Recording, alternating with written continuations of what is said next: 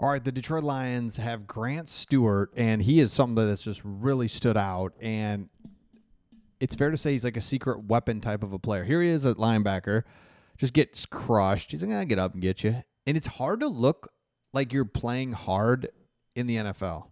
Like Max Crosby looks like this, where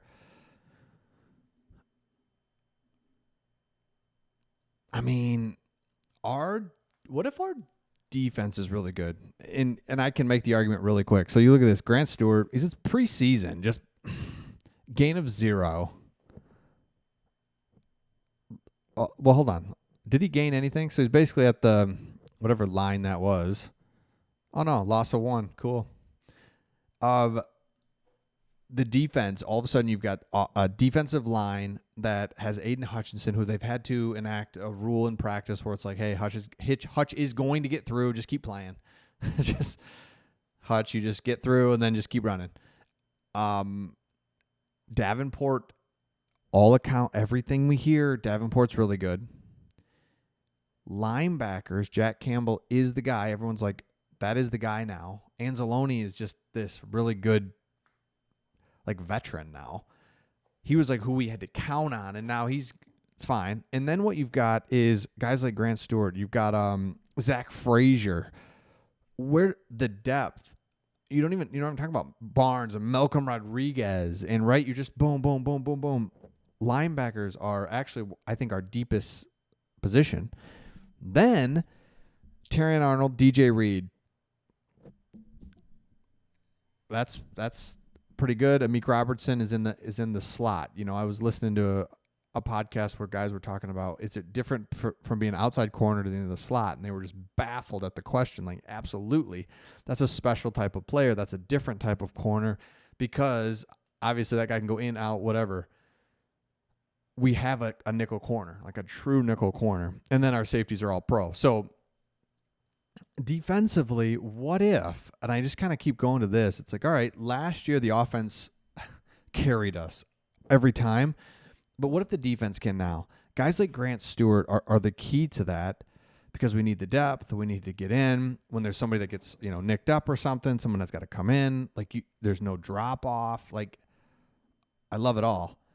Now, one of the most bizarre things is like the fact that Grant Stewart is returning kicks. I know he fumbled, but Dan Campbell said, no, it wasn't a like mess up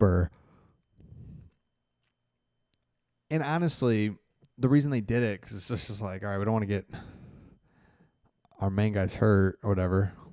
Well, Stewart, you get in there. He's like, I'll go in there. Love that. So the Lions have depth on the defense. And I just don't think you can really put a price tag on that, considering what if the defense can carry us. And that is huge. Now, speaking of the offense, today's kind of takeaways was the offense is starting to click. I think we forget that this is how it should be in training camp. The defense is reacting to what you're doing. They got to be in the right spot and everything, but they are going to just react to what you're doing. The offense has to be proactive and make something happen and be organized and get guys. So the offense is always just going to be behind the defense. The defense is going to look good right out of the gates. And then on top of that, when you have a couple of really special players like the Lions defense does, it can interrupt the play and disrupt. Disrupt is the word, the play, and it's just tough to get going. So love that. Amon-Ra St. Brown handedly beat Amik Robertson twice. Thank you. So I'm talking up Amik Robertson. I think we all agree Amik Robertson's just really good. Just no match for our guy. Ours true, like, oh, you want to come in the slot and guard me? Yeah, right. Deep wheel route, and he had 2 steps on him. So Amon-Ra's deceptively fast, and the way he moves, like, he doesn't look like he's...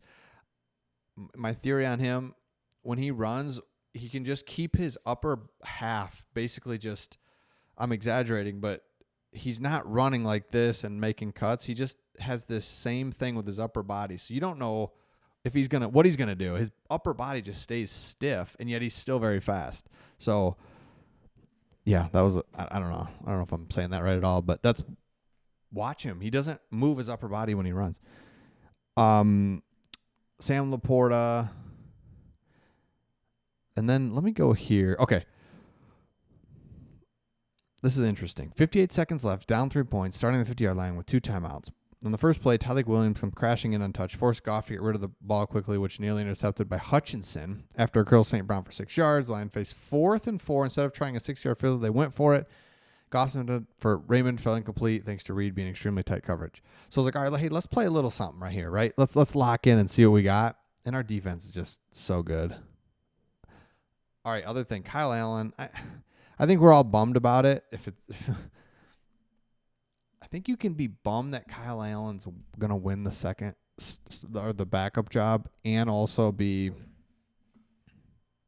okay with it, because it's like I just thought Hendon Hooker was gonna be so sweet, just so sweet.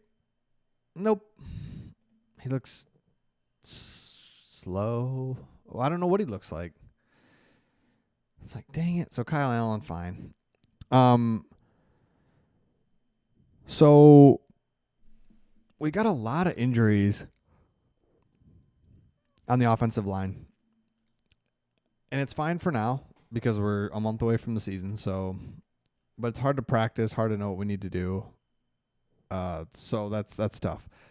Muhammad pulled off 2 nice speed moves around Dan Skipper. Graham Glasgow's been in there. Keith Cooper has been playing well. That's that undrafted free agent out of Houston. It's going to be interesting to see how kind of all this shapes up, because there's a month left in the season and 2 preseason games left. And we're starting to already just see things. Obviously, we know like our first 2 draft picks, Tesla. We just sit him down. He doesn't need to play anymore. There's a few other guys where you're just like, I don't need to see anymore. But man, there's probably